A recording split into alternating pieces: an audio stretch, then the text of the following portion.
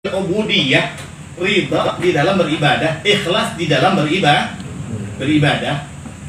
Ibadah istiqomah sulit, ikhlas lebih sulit. Ikhlas itu lebih sulit.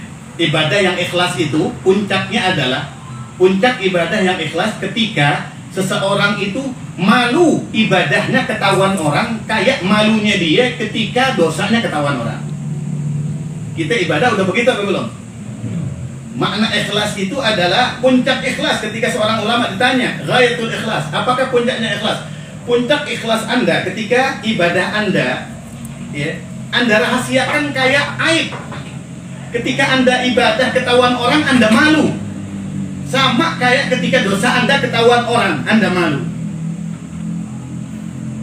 Kenapa? Karena sudah nggak pengen banget dilihat sama orang. Tahu banget dalam ibadah orang tuh cuman jadi benalu. Orang itu cuman jadi pengganggu. Begitu kan? Cuman jadi alasan setan bisa godain gitu. Tagayyar gitu. Tagayyar, berubah. Lebih itimam lagi kalau ketahuan sama orang ibadah. Tuh. Kira-kira pernah nggak kita ada dalam posisi itu kira-kira? Malu ibadahnya mungkinnya Syekh Ahmad khalwat. Rasulullah SAW khalwat. Kalau kita khalwatnya kita di dalam wadifah. Hakada. Binu'atir ridha fil ubudiyah, di dalam kalau udah ikhlas kita di dalam beribadah, sahalallahu dzalika ba'dahu 'alal amma. Allah akan mudahkan ya setelah itu, meskipun bagi orang umum. Meskipun bagi orang umum, orang awam, meskipun orang awam kalau udah ikut sama walinya Allah Subhanahu wa taala kemudian keluar dari sifat aslinya, sifat kelemahannya, sifat sembrononya, sifat kekurangannya, dia keluar dari sifat itu, dia istiqomah, jejak dia istiqomah. Istiqomah tuh pakaiannya para kibar, ya, orang-orang besar. Kita alhamdulillah orang aradil, orang-orang biasa dipilih sama Allah bisa istiqomah. Bisa istiqomah.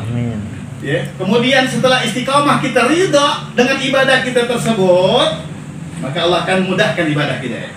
Allah akan mudahkan meskipun kita menjumlatil amma. Li'anna al-amma khuliqu bi nu'utid dha'f. Karena orang awam kayak kita ini diciptakan dengan sifat lemah. Memang Allah menciptakan kita sebagai makhluk yang lemah. Ya. Kalau orang-orang yang ahli ibadah, orang-orang yang khawas, para awliyanya Allah Subhanahu wa taala, duduk sebulanan juga kuat.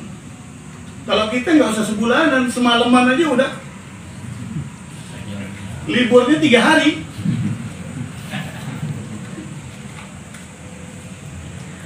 Wa khuliqa awliya wa khalaqa awliya'ahu bi nu'util quwwah. Dan Allah menciptakan walinya dengan sifat kuat. Kalau wali punya kekuatan. Apa yang menjadikan wali itu kuat? Iman. Kagak ada setan. Kita ini kalau kagak ada setan, kagak ada hawa nafsu di badan kita, kuat ibadah. Kita kuat ibadah. Para auliyanya Allah Subhanahu wa taala memang dipilih sama Allah Subhanahu wa taala dan kita dipilih.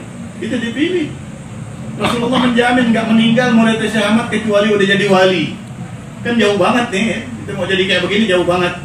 Kayaknya kita pegangin aja dah kewajiban kita insyaallah. Janji Rasulullah SAW husnul khatimah gitu. Paling enggak di nafas-nafas terakhir maksyuf kita dibuka sama Allah Subhanahu wa taala. Ya Allah. Wa fi kulli ummatin khalaqallahu aqwaman min a'immatil ma'arif wal kawashif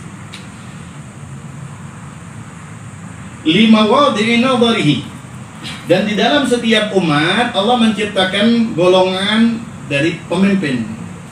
Di setiap umat itu ada walinya. Setiap umat, setiap negeri itu ada walinya Allah Subhanahu wa taala. Ya, al-ma'arif yang ma'rifat wal kawashif yang kasyaf lima wadi' nadharihi untuk menjadi tempat pandangan rahmatnya Allah kepada orang yang ada di negeri tersebut. Wali itu tempat Allah memandang dengan rahmat. Jadi Allah Subhanahu wa taala kalau mau ada bala, mau ada bencana, ada wali di situ, nggak jadi. Ada dia. Ini pandangan rahmat namanya. Allah pandang dia, kagak jadi yang lain.